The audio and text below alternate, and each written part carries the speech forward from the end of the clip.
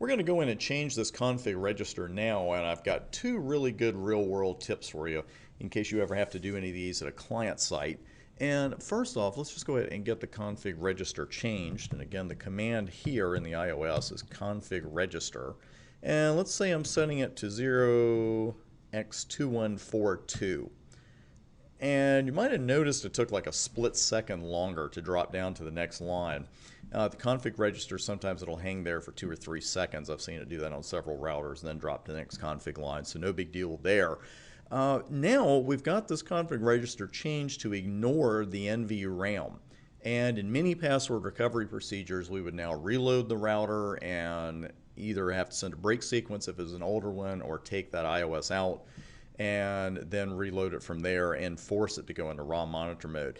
Thing is, though, we didn't really get a message about the config register being changed there, did we?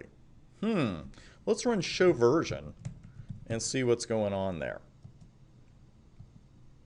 And at the very bottom again, config register is still 2102, and we are here informed that it will be 2142 at the next reload. So again, the register value will not change until we reload the router. So wrapping this up, the one real world tip I wanted to give you here, one more actually, was that at the very end of a password recovery procedure, you're going to be asked to set the config register back to its default of look in the NVRAM for the startup config file. Change that and reload it again, because usually you've got more than one reload involved in a password recovery procedure. Depends on the hardware.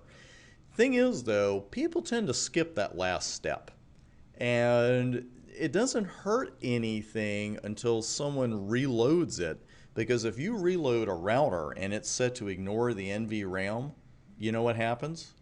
I know you know what happens. What I will do here is go ahead and do a reload, and you'll see exactly what happens if this config register value was at 2142 and then reloaded.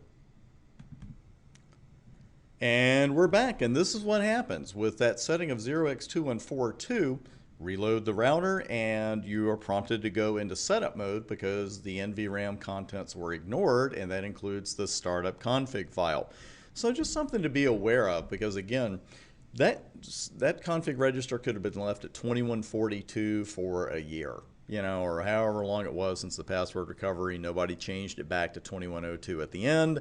And then finally a year later, the client reloads the router and it comes up in setup mode, and you get a panic call. It's like, oh, you know, my configuration's gone, my router's gone. It's asking me all these weird questions.